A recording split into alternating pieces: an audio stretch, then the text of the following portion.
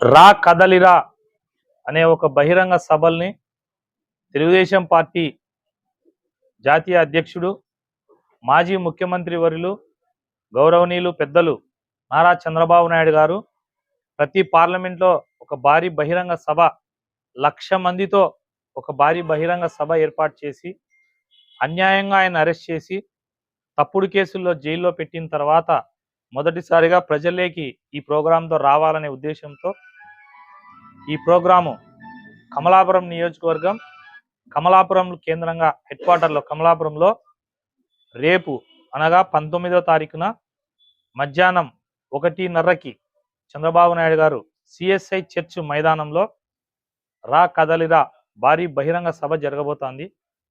ఈ బహిరంగ సభకి ప్రొద్దుటూరు నియోజకవర్గం నుంచి దాదాపుగా 10,000 మందిని ఇక్కడ ఉన్నటువంటి స్థానిక మా తెలుగుదేశం పార్టీ నాయకులు కార్యకర్తలు మేమందరము సమిష్టిగా 10,000 మందిని ఇక్కడి నుంచి సభకు తరలిస్తున్నాం. అలాగే కమలాపురం నియోజకవర్గం కమలాపురం మండలానికి సంబంధించి కోవటము దాని పరిసర గ్రామాల నుంచి కూడా ప్రత్యేకంగా నేను 2,500 మందిని అక్కడి నుంచి కూడా సమకూరుస్తున్నాం.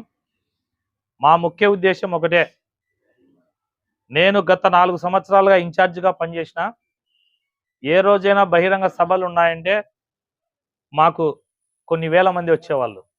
ఇప్పుడు మేము ఫోన్లు చేసి అందరి కార్యకర్తలను రమ్మని గతంలో అందరికీ తెలియజేసుకుంటా ప్రోగ్రాములు చేస్తున్నాం. కానీ ఇవాళ చంద్రబాబు నాయుడు గారికి ఎటువంటి ఊపు వచ్చిందంటే ఆంధ్ర రాష్ట్రంలో మమ్మల్ని ఇంకా మేము దాదాపుగా ఇప్పటికి 400 వెహికల్స్ 50 బస్సులు దాదాపుగా 1,500 నుంచి 2,000 వరకు మోటార్ సైకిళ్ళు మేము ఇప్పటిదాకా సమకూరిస్తే ఇంకా మేము వస్తాము మా వార్డుల్లో మా పంచాయతీల్లో లేకపోతే మా ఇంటి దగ్గర ఉండే వాళ్ళు మేము వస్తాం మీటింగు మీరు వెహికల్స్ అరేంజ్ చేస్తున్నారా అని మా నాయకుల మీద ఒత్తిడితో మా నాయకులు ఎవరన్నా ఫోన్ చేస్తే వాళ్ళకి రాసుకునే తర్వాత మళ్ళీ కరెక్షన్లు చేయనీకే మాకు సరిపోతుంది. 10 మంది వస్తామని చెప్తారు, నెక్స్ట్ 20 అంటున్నారు, 20 నుంచి 30 అంటున్నారు, 40 మంది వస్తామంటున్నారు. అంటే సంఖ్య పెరుగుతా పోతుంది. అంటే ఇది ఇండికేషన్ ఏంటంటే చంద్రబాబు నాయుడు గారి ప్రభుత్వం 2024లో రాబోతుంది.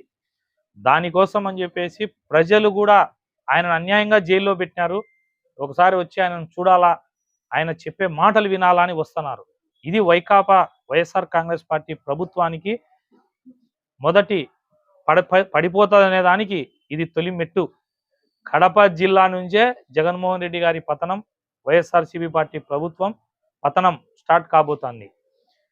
తెలుగుదేశం పార్టీ నాయకులు కార్యకర్తలకు అలాగే జనసేన పార్టీ నాయకులకు కార్యకర్తలకు నందమూరి అభిమానులకు నారా కుటుంబ అభిమానులకు అందరికీ నా విజ్ఞప్తి ఏంటంటే రేపు ఉదయం 11 గంటలకల్లా వైఎంఆర్ కాలనీలో ఉన్నటువంటి మా ఇంటి దగ్గరికి వస్తే ఇక్కడి నుంచే వాహన సదుపాయం ఏర్పాటు చేసినాం.